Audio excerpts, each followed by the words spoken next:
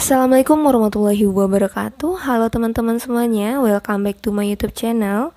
Aku Indah Afriani. Oke teman-teman, aku akan lanjutin video yang kemarin mengenai soal HOTS anti radikalisme. Pastikan teman-teman menonton videoku yang pertama ya, karena pada video pertama itu aku telah menjelaskan sedikit mengenai materi anti radikalisme. Oke, kita masuk ke latihan soal. Sebelum aku jawab, teman-teman bisa pause videonya biar kita sama-sama ngerjain. Jadi nanti ketika aku bahas, teman-teman bisa memahaminya dengan mudah. Soal selanjutnya, Menteri Pendayagunaan Aparatur Negara dan Reformasi Birokrasi PAN dan RB Cahyokumolo menegaskan tidak ada ruang bagi radikalisme di tubuh aparatur sipil negara atau ASN. Dia menjelaskan, apabila ditemukan ASN terpapar radikalisme, maka sanksi tegas berupa non-job hingga pemecatan telah menanti. Kalau ASN sudah terpapar radikalisme dan terorisme, maka jangan harap bisa naik jabatan, pecat saja. Ada ASN yang dipecat, ada turun jabatan hingga non-job. Jujur saja, saya menjabat Menteri PAN dan RB itu setiap bulan harus teken dengan Badan Kepegawaian Negara atau BKN lantaran sebanyak 70-an ASN kena sanksi akibat terpapar terorisme. Ungkapnya, Anda sebagai pemimpin, sikap apa yang harus Anda ambil jika ada pegawai Anda yang dicurigai menganut paham radikal? A. Merangkul dan mendekati individu yang terindikasi sudah terpapar paham radikal dan kekerasan. B. Melakukan komunikasi, dialog, dan diskusi dengan basis keluarga atau kerabat dekat untuk memaksimalkan pengaruh peran keluarga dalam upaya mencari tahu kebenaran dan menetralisir pembibitan dan penyebaran ajaran radikalisme. C. Segera laporkan ke BNPT dan Densus untuk mendapatkan petunjuk tentang apa yang perlu dilakukan untuk mengatasinya. D. Mencari dan meminta informasi kepada pihak yang berwenang, misal BNPT, Densus, Kemenak, tentang strategi dan metode melakukan deteksi dini penyebaran radikalisme di lingkungan kerja perusahaan. E. Membiarkan saja selagi belum ditemukannya bukti yang jelas bahwa pegawai tersebut menganut paham radikalisme. Nah, di sini soalnya, bagaimana sikap kita sebagai pemimpin jika ada anggota kita yang dicurigai menganut paham radikal?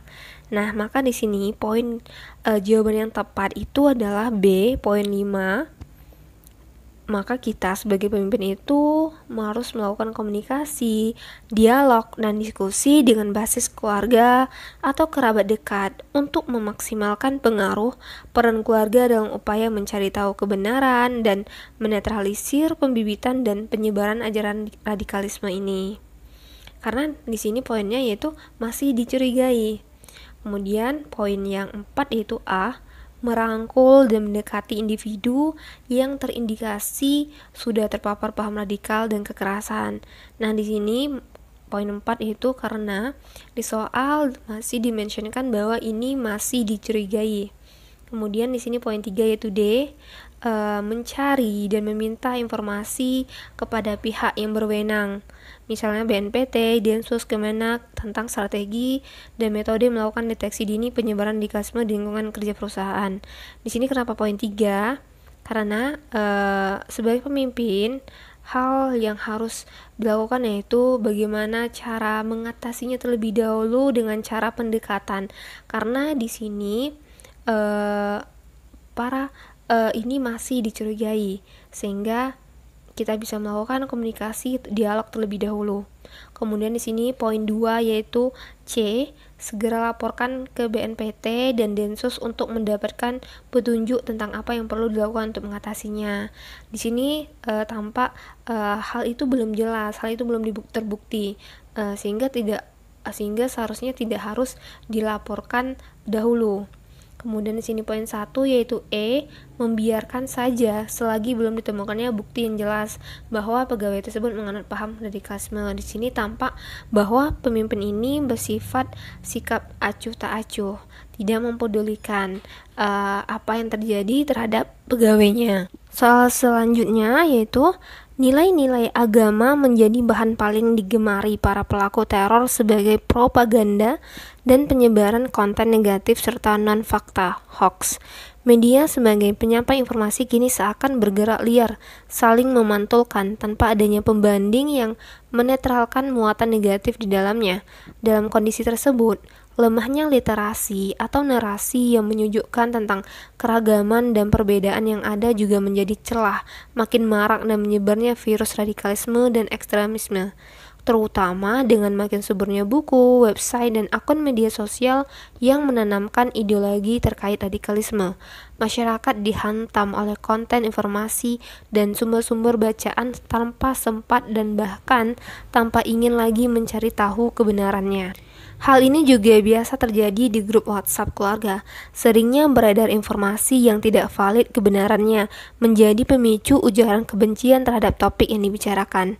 Informasi yang beredar di grup WhatsApp ini cenderung sering dipercayai dan diterima dengan mudah, karena informasi itu sendiri berasal dari orang terdekat. Jika Anda berada di dalam grup WhatsApp ini, akan mengetahui bahwa berita yang disebarkan tersebut tidak benar, apa yang akan Anda lakukan? A. Menjadi silent reader, menghindari adu argumen dengan orang lebih tua. B. Menfilter informasi dengan baik, agar tidak terpengaruh dari hal-hal yang tidak benar. C. Berani untuk membantah secara langsung dan memberi klarifikasi jika ada hal-hal yang keliru. D. Memberikan informasi yang akurat mengenai berita yang sebenarnya terjadi.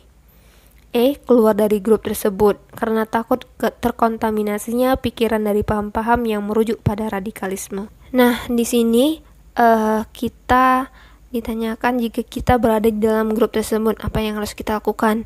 Maka di sini yang memiliki poin 5 yaitu adalah C. Berani untuk membantah secara langsung dan memberi klarifikasi jika ada hal-hal yang keliru. Jadi kita berani untuk mengatakan bahwa itu tidak benar dan kemudian kita memberikan klarifikasi yang benarnya. Terus yang poin 4 yaitu D, memberikan informasi yang akurat mengenai berita yang sebenarnya terjadi. Jadi misalnya kita tidak memiliki keberanian untuk membantah, maka setidaknya kita memberikan informasi yang akurat. Kemudian poin 3 yaitu B, memfilter informasi dengan baik agar tidak terpengaruh dari hal-hal yang tidak benar. Ini poin 3 karena kita sebagai ASN harus berfungsi sebagai perekat bangsa. Jadi kita harus memberi tahu apa yang benar. Kemudian yang poin 2 yaitu E, keluar dari grup tersebut karena takut terkontaminasinya pikiran dari paham-paham yang merujuk pada radikalisme. Ini poin 2 karena ini sebagai pelindung untuk dirinya sendiri. Kemudian A, poin 1, menjadi silent reader, menghindari adu argumen dengan orang lebih tua. Ini poin 1 karena dia tidak berbuat apa-apa, dia juga tidak melindungi dirinya dan juga tidak berani untuk memberi tahu yang benarnya. Soal selanjutnya, Menteri Pendayagunaan Aparatur Negara dan Reformasi Birokrasi PAN dan RB Cahyokumolo menyatakan tantangan terbesar saat ini adalah masuknya haluan radikalisme dan terorisme di tengah masyarakat yang memecah dan merenggut keutuhan NKRI, bahkan hendak mengganti ideologi negara. Ini menjadi poin penting dan tidak bisa dibiarkan, katanya.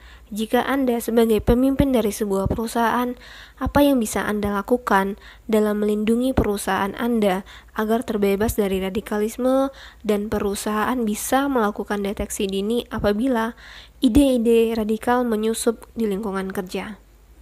A. Membuat aturan perusahaan yang menekankan komitmen kesetiaan karyawan terhadap Pancasila dan Undang-Undang Dasar 1945 dan tidak ikut terlibat dalam aktivitas ormas radikal yang dinyatakan terlarang oleh negara. B. Memantau jejak digital karyawan dan calon karyawan sehingga menjadi bahan evaluasi dan tinjauan bagi perusahaan yang mengedepankan komitmen terhadap Pancasila. C. Membangun kehidupan beragama yang didasarkan pada sikap saling pengertian dan saling menghargai antar sesama karyawan yang punya latar belakang agama berbeda-beda. D. Membangun komunikasi positif dengan kalangan TNI atau Polri, tokoh masyarakat, dan pemuka agama. E. Menjalin hubungan kerjasama yang baik dengan karyawan. Nah, di soal yang ditanyakan adalah bagaimana cara kita melindungi perusahaan kita dan bagaimana kita melakukan deteksi dini. Di sini poin kuncinya itu adalah deteksi dini. Maka di sini yang memiliki poin 5 yaitu adalah B. Memantau jejak digital karyawan dan calon karyawan sehingga menjadi bahan evaluasi dan tinjauan bagi perusahaan yang mengedepankan komitmen terhadap Pancasila. Jadi kalau kata mendeteksi, maka kita bisa memantau jejak digital karyawan. Ketika kita itu sudah ada tanda-tanda mengarah ke paham radikal, kita bisa melakukan evaluasi secepat mungkin. Kemudian yang memiliki poin 4 yaitu A. Membuat aturan perusahaan yang menekankan komitmen kesetiaan karyawan terhadap Pancasila dan Undang-Undang Dasar 1945 dan tidak ikut terlibat dalam aktivitas ormas radikal yang dinyatakan terlarang oleh negara. Nah, jadi di sini di awal sudah dibuatnya komitmen kesetiaan karyawan. Kemudian sini poin 3 yaitu C, membangun kehidupan beragama yang didasarkan pada sikap saling pengertian dan saling menghargai antar sesama karyawan yang punya latar belakang agama berbeda-beda. Jadi kalau ditanyakan bagaimana cara kita menjaga terbebas dari radikalisme dan mendeteksinya, bahwa ini poin 3 karena ini adalah upaya untuk mencegah, belum bisa untuk mendeteksi dini bahwa karyawan kita itu menganut paham radikal. Kemudian itu poin 2 yaitu E, menjalin hubungan kerjasama yang baik dengan karyawan. Nah, menjalin hubungan kerjasama yang baik saja itu tidak cukup untuk mencegah terjadinya paham radikalisme. Kemudian poin 1 yaitu D, membangun komunikasi positif dengan kalangan TNI atau Polri, tokoh masyarakat, dan pemuka agama. Ini poin 1 karena tidak berdampak langsung kepada karyawannya. Nah, soal selanjutnya, Andi adalah seorang pemuda agamis yang rajin beribadah. Andi tinggal di perumahan yang agama masyarakatnya bermacam-macam. Pada suatu hari, ada pemuda yang datang ke rumahnya berdiskusi perihal ada sebuah kemalangan yang terjadi pada salah satu warga pada tempat tinggalnya. Pemuda itu kebingungan karena tidak terlalu paham dalam mengurus sumbangan, tetapi dia sangat ingin membantu warga yang kemalangan tersebut.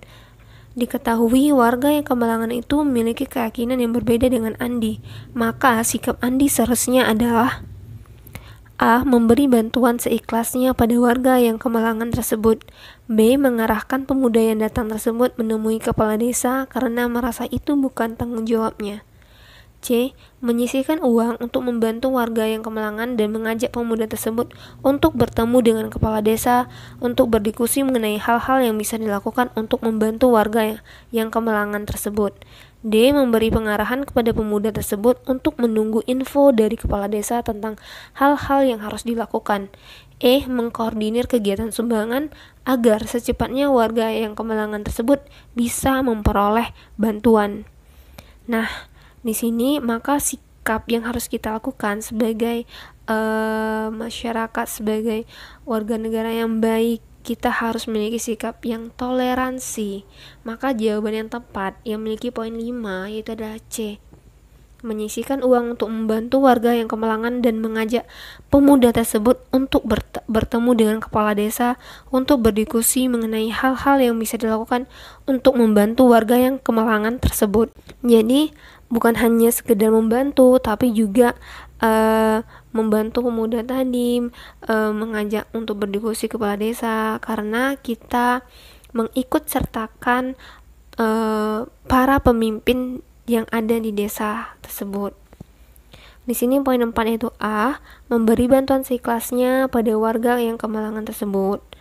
Karena sudah sepatutnya kita memiliki sikap toleransi pada masyarakat yang sekitar kita meskipun memiliki keyakinan yang berbeda. Kemudian yang memiliki poin 3 itu adalah E. Mengkoordinir kegiatan sumbangan agar secepatnya warga yang kemalangan tersebut bisa memperoleh bantuan. Nah, ini poin 3, karena tidak seharusnya dia mengkoordinir secara langsung. Seharusnya ia mengikut sertakan para kepala desa yang ada pada tempat tinggalnya. Kemudian poin 2 yaitu D, memberi pengarahan kepada pemuda tersebut untuk menunggu info dari kepala desa tentang hal-hal yang harus dilakukan. Di sini tampak Andi memiliki sifat yang pasif. Maka di sini memiliki poin 2. Kemudian poin 1 yaitu B, mengarahkan pemuda yang datang tersebut menemui kepala desa karena merasa itu bukan tanggung jawabnya. Nah, di sini tampak Andi memiliki sifat intoleran karena tidak seharusnya Andi mengatakan itu bukan tanggung jawabnya, karena sudah sepatutnya kita sesama warga negara yang baik saling menghargai dan tolong menolong. Oke teman-teman, sekian video dari aku. Semoga apa yang aku sampaikan bisa bermanfaat. Jangan lupa untuk like, komen, dan subscribe. Thank you. Sampai jumpa di videoku selanjutnya.